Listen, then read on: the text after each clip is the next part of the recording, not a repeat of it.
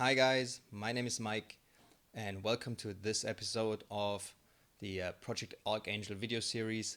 Today we're going to talk about Murph, the hero workout, and a little bit background and what I think about it and how to best prepare for it.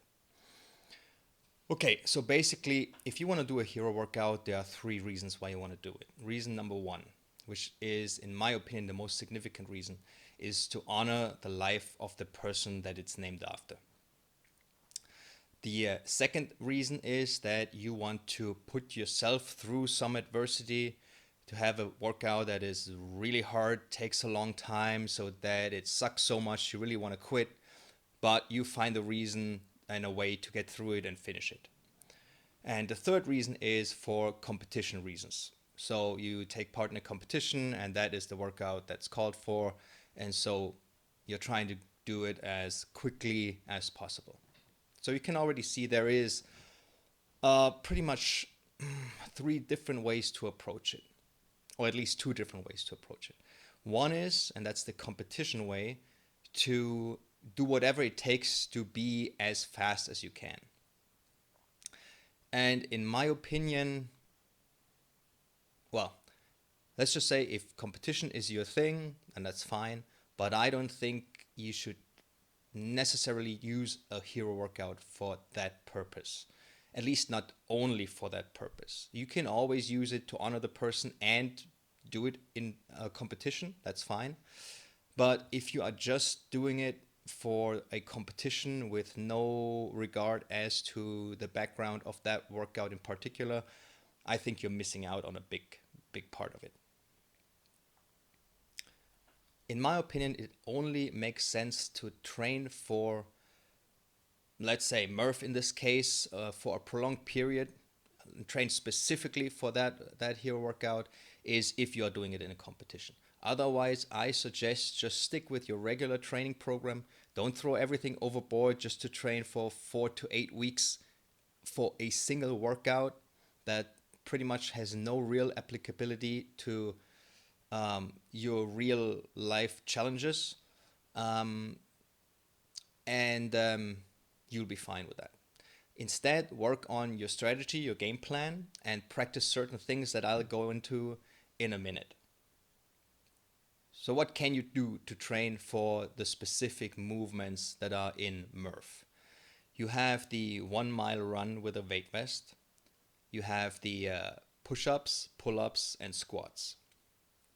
If you don't need weighted runs in real life or for other things, I would not train for the weighted runs. Definitely not for just a short period, like 4 weeks, because the chance that you screw up yourself just for that one workout is significant in my opinion. I would rather just screw myself up, to be honest, for that one workout and just power through those runs. However, on a strategic level, you absolutely need to find your running pace with a vest, especially if you've never been running with a vest before. As for the pull-ups, push-ups, and squats, I suggest just grinding the groove. Just get as many repetitions in as you can throughout the day. If you can, do it with the weight vest. If possible, even do it with a weight vest that's slightly heavier. And I'm saying if your weight vest is 10 kilos, maybe use 12 and a half, at the most 15, okay? Because it's still about getting lots of repetitions in to make your movements more efficient, which is where you will actually save the most energy and make up the most time. You don't really have to be much stronger than the strength you need to do the repetitions correctly with that weight vest. If you are thinking about doing kipping pull-ups, which most people will likely want to do, if you've never done kipping pull-ups, don't start just for that workout because you're going to wreck your shoulders, okay? Especially if you've never done them with a weight vest before and now you're trying to do them with a weight vest. That's just really a bad idea. Instead, do just regular pull-ups. Okay, you can give yourself a slight hitch with your knees to help yourself on the way up, but don't go in for like all kipping pull-ups or even butterfly pull-ups if you've never done those before. Now, if you've done them before without a vest, it's significantly different with a vest, because on the way down, that weight is just, let's just say it's different on the way down than on the way up. So if you're not strong enough or not technically proficient enough to make that a really soft and round movement, and you're kind of falling into your shoulders at the bottom, especially when you get tired, that is, your shoulders are not gonna like you, okay? Um, Again, like if this is a competition and this is super important for you, I know you don't care about your health, so do whatever you want. But if you are just trying to, do a special workout with your friends, it's not worth screwing you up.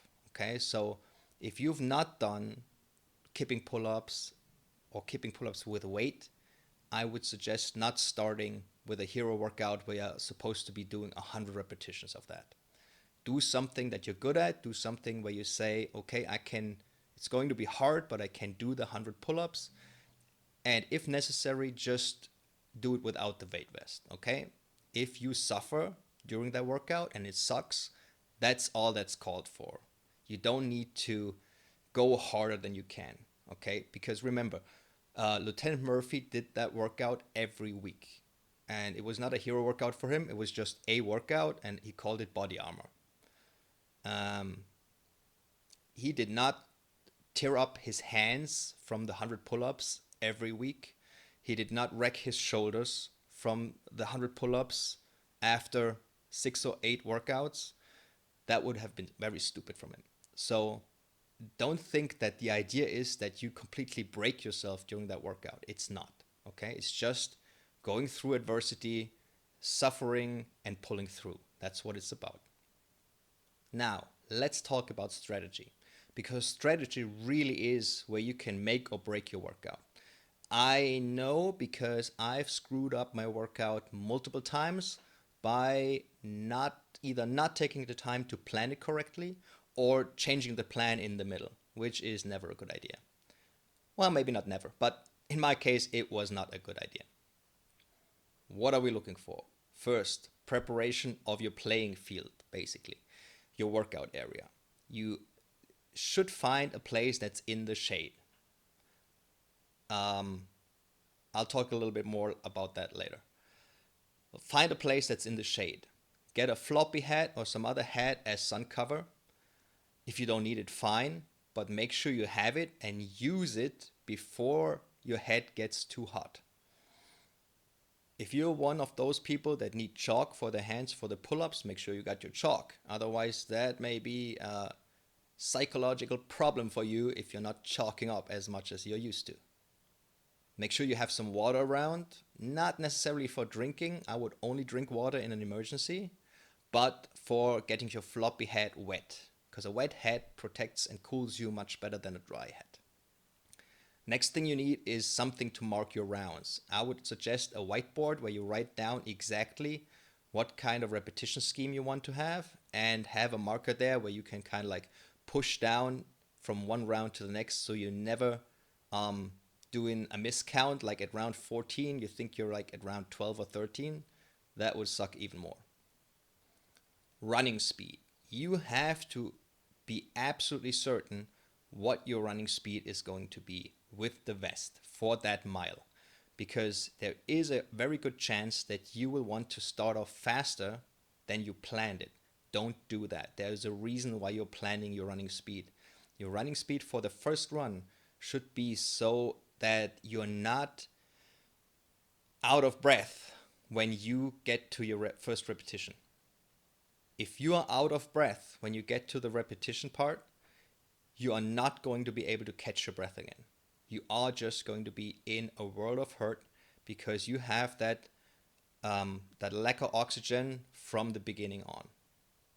You have to practice what kind of breakdown of the exercises is best for you. So the most common thing is people do 5 pull-ups, 10 push-ups, 15 squats.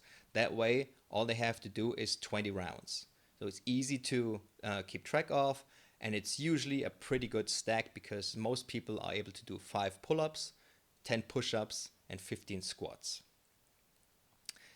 Now, there are certain tricks you may want to use. For example, if you are weak on the push-ups, you may want to split those push-ups in 2 sets of 5. So you're doing 5 pull-ups, 5 push-ups, and then either 8 or 15 squats. Then you do another 5 push-ups, or then either 7 squats or you're going to pull-ups. Now that depends on whether you are good to go for 15 squats or not.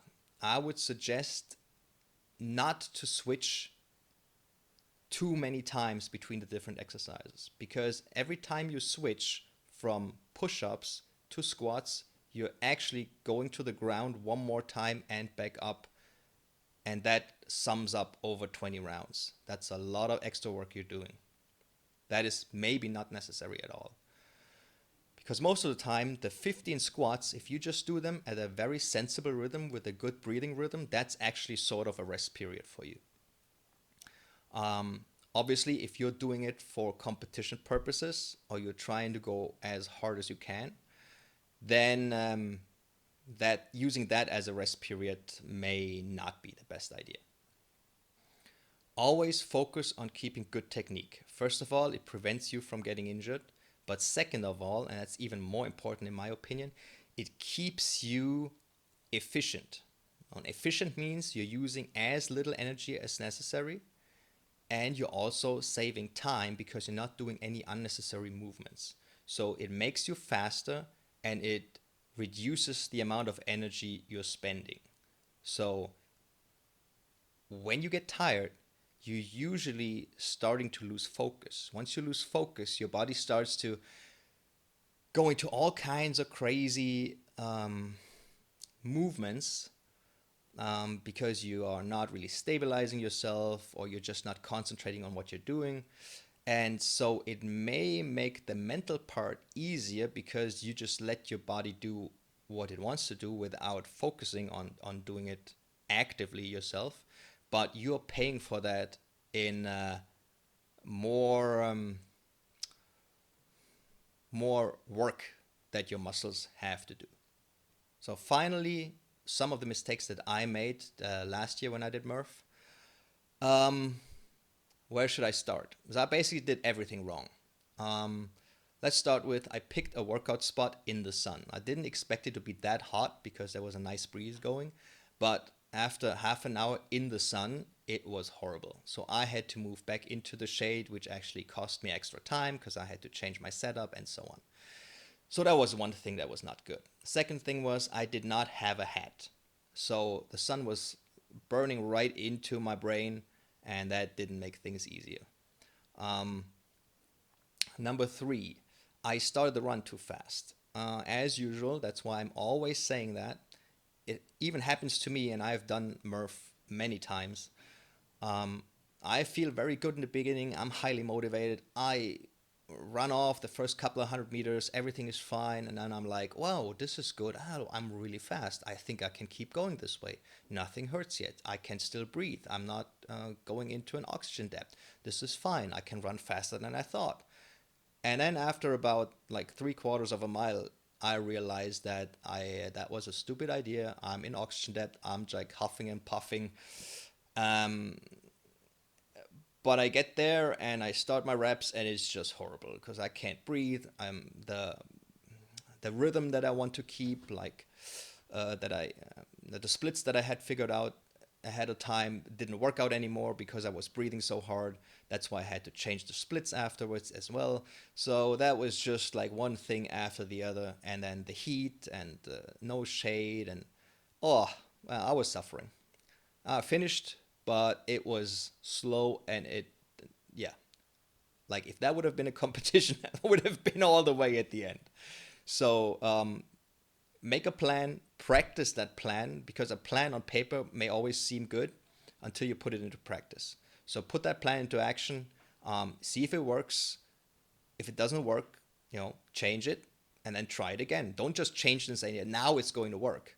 You got to, practice that change plan as well. Don't just, go and say, well, this one is going to be awesome.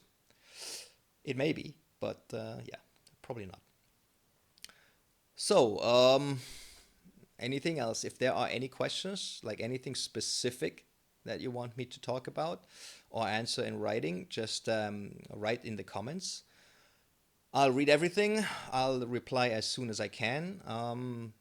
If you think you got anything out of this, subscribe to the channel, give me a like, leave a comment, all that good stuff as usual.